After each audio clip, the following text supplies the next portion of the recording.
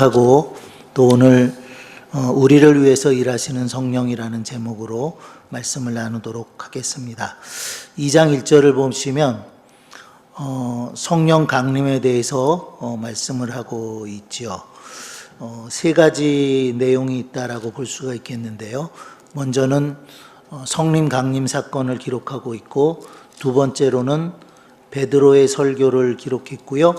그리고 세 번째는 우리가 지난 주일 찬양 예배 때 호남신학대학 총장이신 최영진 목사님을 통해서 또 설교 말씀 들었는데, 처음 교회가 어떠했는지 그 내용들을 기록하고 있습니다. 1절 한번 보시면 오순절날 그랬죠. 오순절날 6월절 기간에 예수님 돌아가셨고요. 오순절은 사순절하고 같은 그런 말이죠. 며칠째라는 거예요? 50일이라는 거죠. 50일. 오순절날에 50일이 6월절이 지나서 50일째 되는 날 오순절날에 성령 강림 사건이 있었다라는 말씀을 하고 있는 겁니다. 예수님께서 승천하실 때에 약속하신 것을 기다리라 그랬고, 처음 교회 성도들은 마가의 다락방에 모여서 무엇하기를 힘썼어요? 기도하기를 전혀 힘썼더라 그랬는데, 마침내 오순절날에 성령 강림 사건이 이루어졌다. 두 가지 현상들이 있었고요. 그것은 첫째로는 하늘로부터 급하고 강한 바람 같은 소리가 있었다 그랬고, 또 한 가지는 불의 혀같이 갈라지는 것이 각 사람 위에 임하는 것을 볼 수가 있었다라고 말씀을 합니다. 그리고 그 결과로, 성령 강림 사건의 결과로 4절에 보시면 저희가 다 성령의 충만함을 받고 성령이 말하게 하심을 따라 다른 방언으로 말하기를 시작했다 그랬죠. 여기서 말하고 있는 다른 방언은 외국어를 말하는 겁니다. 그래서 그 아래로 보시면 오순절을 맞아서 디아스포라 유대인들이 많이 예루살렘에 모였죠. 9절로부터 10절, 11절에 이르기까지 여러 곳에 흩어져 있던 유대인들이 모였는데, 11절 끝에 보면 우리의 각 방언으로 하나님의 큰 일 말함을 듣는도다 그랬어요. 흩어져 있던 유대인들이 각기 다른 말을 사용하는데 자기들의 말로 뭘 들을 수 있었다고요? 하나님의 큰 일을 말함을 들을 수 있었다 그랬고, 베드로가 일어나서 이제 설교하기를 시작했는데, 베드로는 원래 직업이 어부지요. 그렇게 학식 있는 사람도 아니고 배움이 있는 사람도 아니지만 담대하게 일어나서 설교를 했을 때 그 결론이 뭔가요? 결론은 36절을 보시면 이렇게 말씀했죠. 그런즉 이스라엘 온 집이 정령할지니 너희가 십자가에 못 박은 이 예수를 하나님이 주와 그리스도 되게 하셨느니라. 너희들이 십자가에 못 박아 죽인 예수님이 바로 누구시라고요? 주가 되시고 그리스도가 되신다라고 바울이 설교를 했다는 거죠. 쉽지 않은 일이라는 거 생각하실 수 있으시겠어요? 예수님을 못 박은 사람들이 거기 있었는데 너희들이 못 박아 죽인 예수님을 하나님은 주와 그리스도가 되게 하셨다라고 설교를 했다는 거죠. 베드로가 얼마나 담대하게 설교를 했는지 아시겠어요? 목숨까지도 내놓고 설교하고 있는 거죠. 자, 그렇게 설교했을 때 그 결과는 어떤 것이었냐면 37절 아래로 이 말을 듣고 마음에 찔렸다 그랬습니다. 그래서 묻기를 형제들아 우리가 어찌할꼬 했고, 베드로의 말은 첫째는 회개하라는 것이었어요. 회개하여 각각 예수 그리스도의 이름으로 세례를 받으라. 회개하고 회개의 세례를 받으라는 거죠. 죄사함의 세례를 받으라. 그러면 죄사함을 얻는다. 그리고 성령을 선물로 받으리라, 받을 것이다 라고 말했는데요. 41절에 보시면 그 말을 받는 사람들은 세례를 받음에 이날의 제자의 수가 3,000이나 더했더라. 하루에 베드로의 설교를 듣고 3,000명이라는 제자가 더했다고 말씀하고 있고요.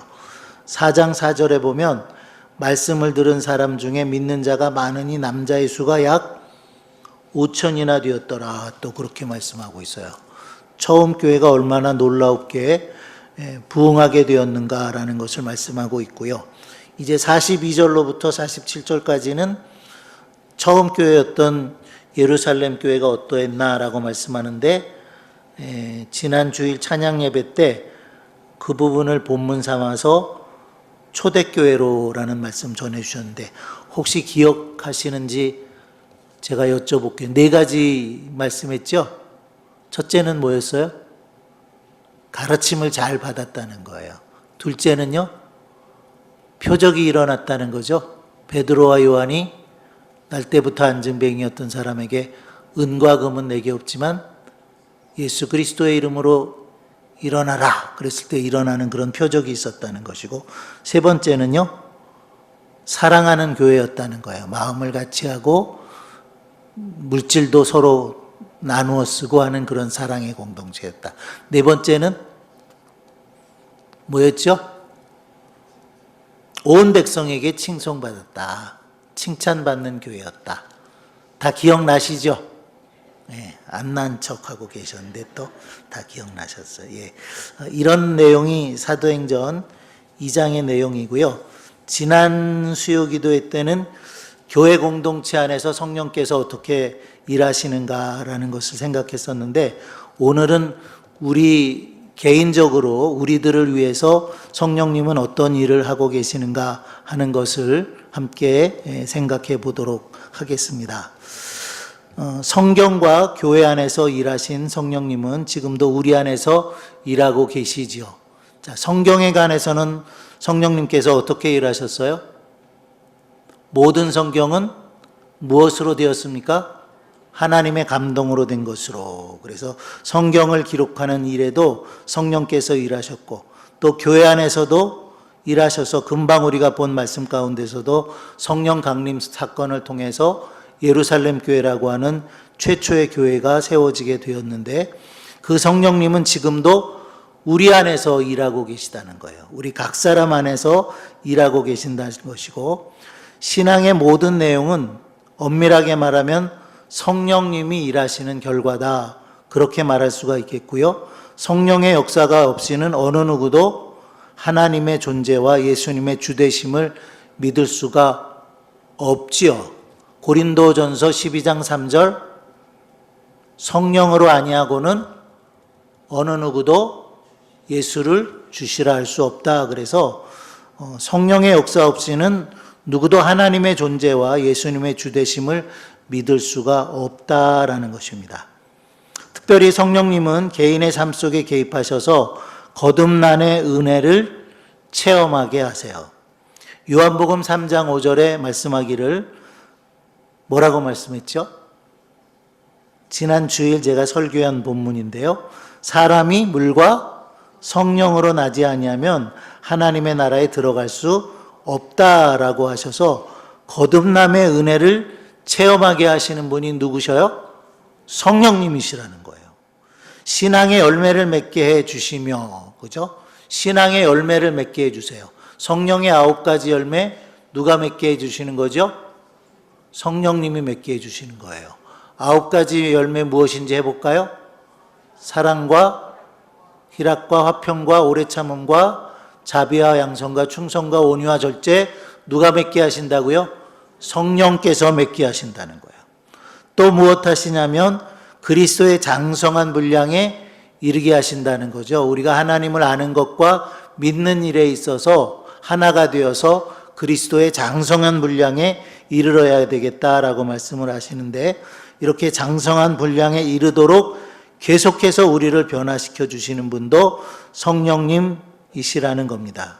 성령님은 한 개인이 구원받은 이후에 하나님 나라에 갈 때까지 전 과정 속에 함께하고 계세요. 지금 여러분 속에 성령님 계십니까? 일하고 계시나요?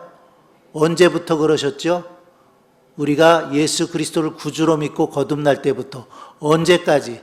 하나님 나라에 갈 때까지 성령님은 우리 안에 계셔서 우리의 전 생애를 주관하시고 이끌어 가시고 계신다는 겁니다. 자, 이 성령님께서 믿지 않는 자들 가운데서도 일을 하시는데요. 두 가지 일을 하십니다. 세 가지 일을 하십니다. 첫째는 세상을 책망하시고, 둘째는 구원과 영생을 주시고, 셋째는 하나님의 자녀임을 확증해 주시는 일을 하고 계시는데요.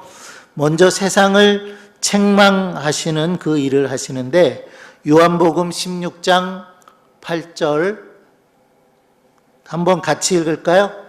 그가 와서 죄에 대하여, 의에 대하여, 심판에 대하여 세상을 책망하시리라. 뭐에 대해서요?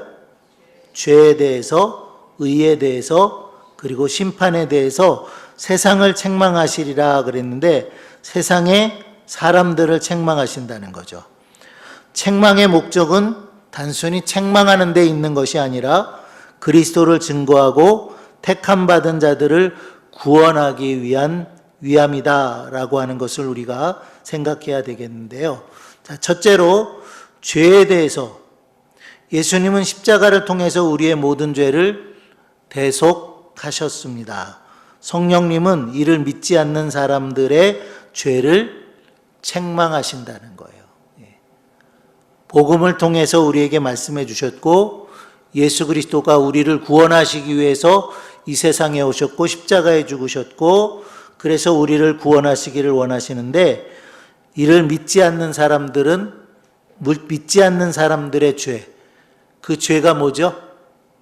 불신하는 거죠. 불신하는 죄에 대해서 성령님이 책망하신다라는 겁니다. 둘째로 의에 대해서라고 말씀했는데, 우리가 어떻게 의롭다 하심을 얻었어요? 뭐 할 때에? 믿을 때에 의롭다 하심을 얻었죠.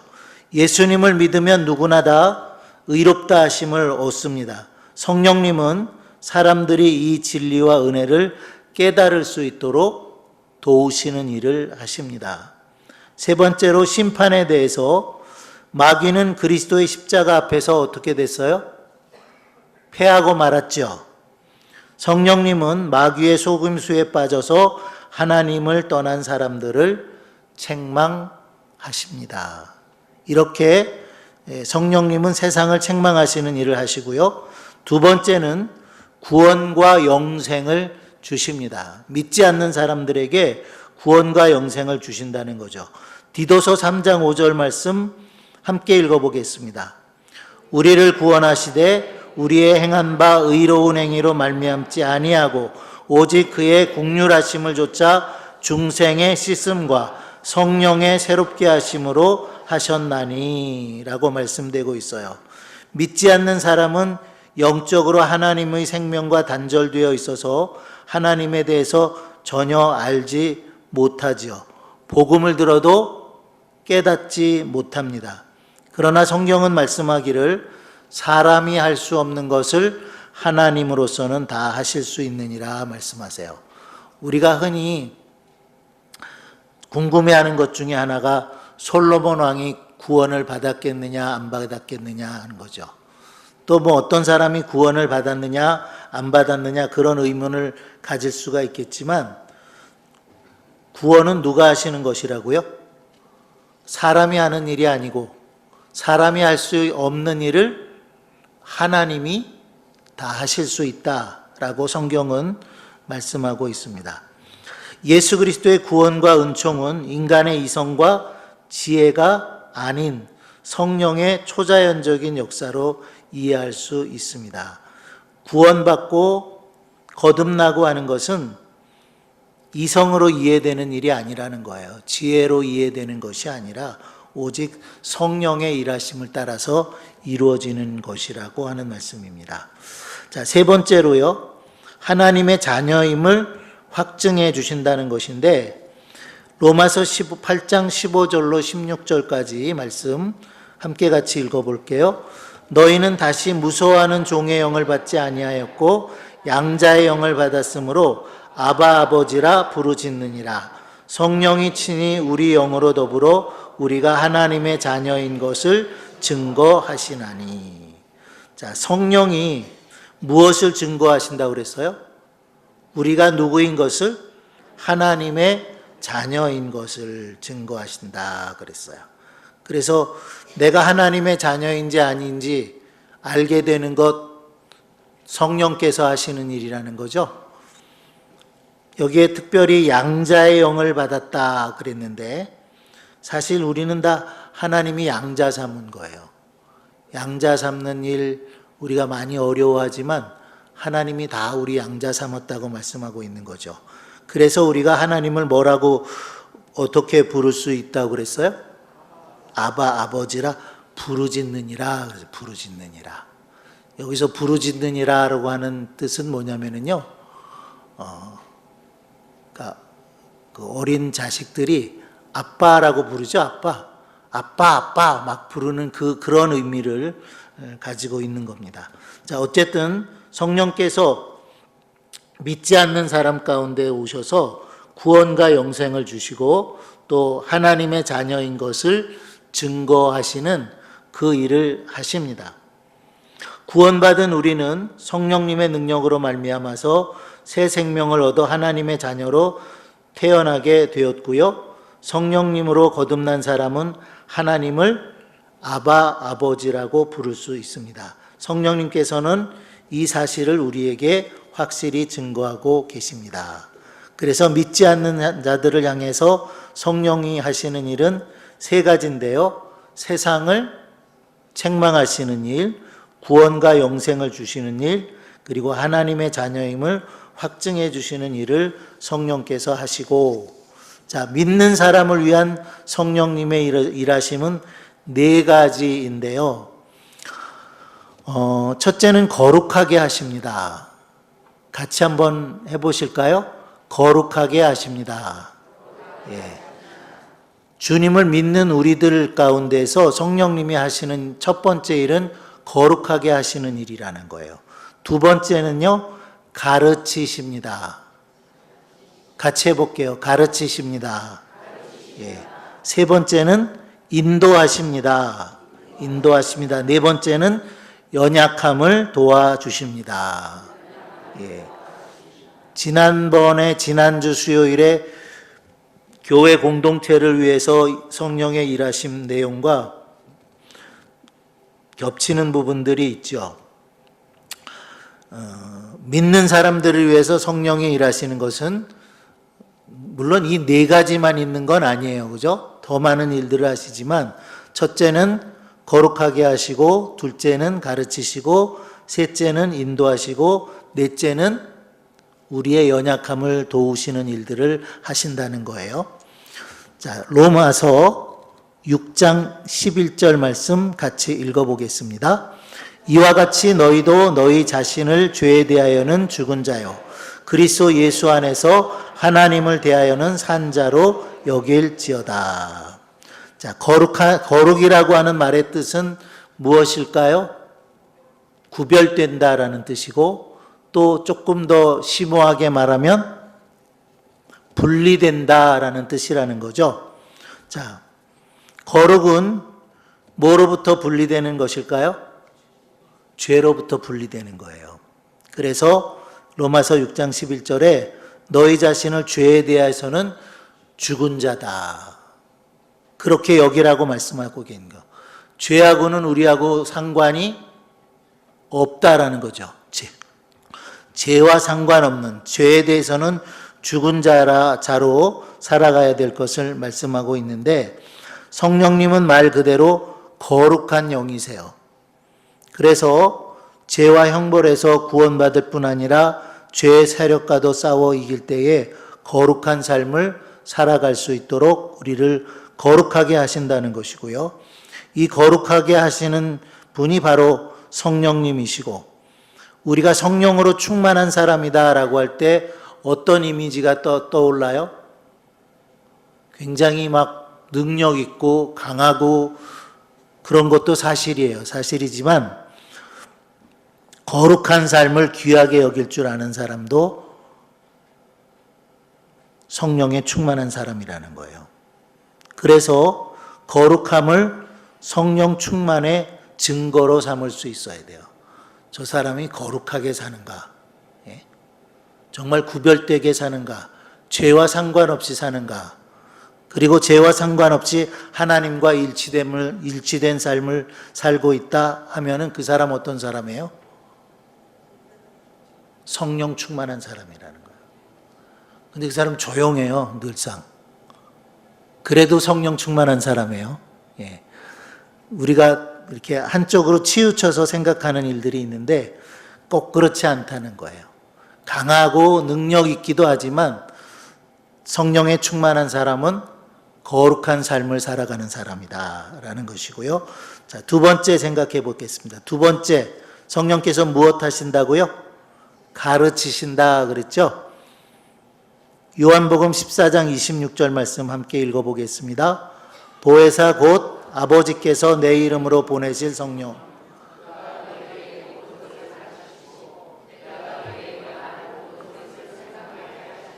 예, 아멘. 성령이 뭐 하신다고 그랬어요? 너희에게 모든 것을 가르치신다. 내가 너희에게 말한 모든 것을 생각나게 하신다. 특별히 무엇에 대해서일까요? 보혜사 성령님은 예수님의 이름으로 보내심을 받았습니다. 때문에 예수님의 모든 것을 다 알고 계시는 분이 성령님이시고, 그렇기 때문에 우리가 예수님을 알기 위해서는 성령님의 도우심이 절대적으로 필요한 것이죠. 성령님은 성도들이 그리스도의 장성한 분량에 이르기까지 가르쳐 주시고요. 양육과 제자 훈련의 목표는 그리스도의 형상으로 변형되는 것입니다. 우리가 그리스도를 닮아가는 것이라는 거죠.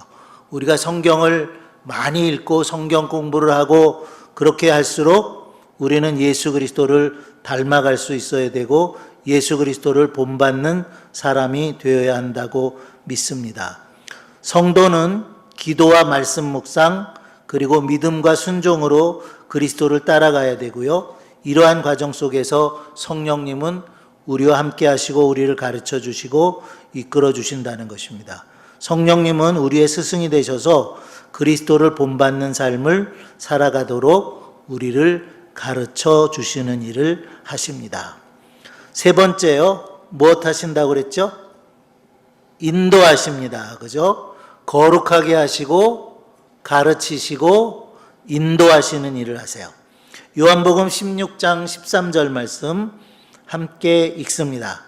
그러나 진리의 성령이 오시면 그가 너희를 모든 진리 가운데로 인도하시리니 그가 자의로 말하지 않고 오직 듣는 것을 말하시며 장래일을 너희에게 알리시리라. 성령이 오시면, 진리의 성령님 오시면 너희를 모든 진리 가운데로 인도하신다. 그리고 장래일을 너희에게 알리신다라고 말씀하고 있습니다. 성령님은 성도들이 신앙생활을 하면서 실족하지 않도록 진리, 곧 하나님의 뜻으로 우리를 인도하십니다. 진리 대신 예수님께 초점을 맞추도록 하십니다. 왜냐하면 성령님은 항상 예수님이 하셨던 일을 하시고 하나님께서 말씀하시는 것을 전하시기 때문입니다.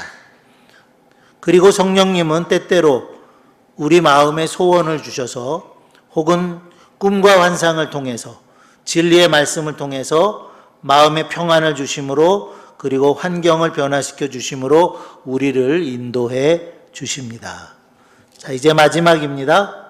뭐 한다고 그러셨어요? 연약함을 도와주십니다. 그랬죠. 첫째는 거룩하게 하시고, 둘째는 우리를 가르치시고, 셋째는 우리를 인도하시고, 마지막 넷째는 우리의 연약함을 도우세요. 로마서 8장 26절 27절 말씀 함께 읽어보겠습니다. 이와 같이 성령도 우리 연약함을 도우시나니 우리가 마땅히 빌바를 알지 못하나 오직 성령이 말할 수 없는 탄식으로 우리를 위하여 친히 간구하시느니라. 마음을 감찰하시는 이가 성령의 생각을 아시나니 이는 성령이 하나님의 뜻대로 성도를 위하여 간구하심이니라. 자, 성령님 지금 무엇하고 계시죠? 기도하고 계세요. 누구를 위해서 기도하세요? 우리를 위해서 기도하신다는 거예요. 특별히 우리의 연약함을 도우시나니 그랬고, 우리의 기도를 도우신다고 말씀하고 있는데, 우리가 마땅히 빌바를 알지 못하나 오직 성령이 말할 수 없는 탄식으로 우리를 위해서 친히 간구하신다. 자, 우리가 정말 힘들면 기도가 안 나올 때가 있어요. 그런 경험해 보신 적 있어요? 기도가 안 돼요. 그죠? 겨우 기도한다는 게 주여 하고 더 이상 기도가 안 나온 때가 있는데, 그때 성령님은 뭐 하신다고요? 말할 수 없는 탄식으로 우리를 위해서 기도하신다, 간구하신다라고 말씀하고 있습니다. 성령님은 성도의 연약함을 충분히 이해하시고 기꺼이 도와주시는 분이세요. 성령님은 깊은 관심과 애착을 가지고 우리를 위해서 중보하고 계십니다. 우리가 성령님을 인정하고 환영하고 모셔드리고 의지할 때 성령님은 우리의 모든 삶을 보장하십니다. 또한 성령님은 우리가 그리스도의 증인으로서 능력 있는 전도자가 될 수 있도록 능력과 권세를 부여해 주시는 분이시기도 하십니다. D.L. 무디는 이런 말을 남겼습니다. 하나님의 성령은 처음에 사랑을 주시고, 그 다음에 희망을 일으키시고, 그 다음에 자유를 주신다. 다시 한번 읽어드릴게요. 하나님의 성령은 처음에 사랑을 주시고, 그 다음에 희망을 일으키시고, 그 다음에 자유하게 하신다. 요한복음에 보면 8장에 그랬죠. 진리를 알지니 진리가 너희를 자유케 하리라. 성령 안에서 자유할 수 있는 우리들이 되기를 바라고요. 오늘 성령께서 우리 가운데 하시는 일, 거룩하게 하시고 가르치시고 인도하시고 연약함을 도와주시는 그 성령님을 우리가 마음에 모시고, 또 우리가 그분을 늘 인정하고 그분을 의지해서 살아가는 성령 충만한 성도들이 다 되시기를 바랍니다. 기도하겠습니다. 하나님 아버지,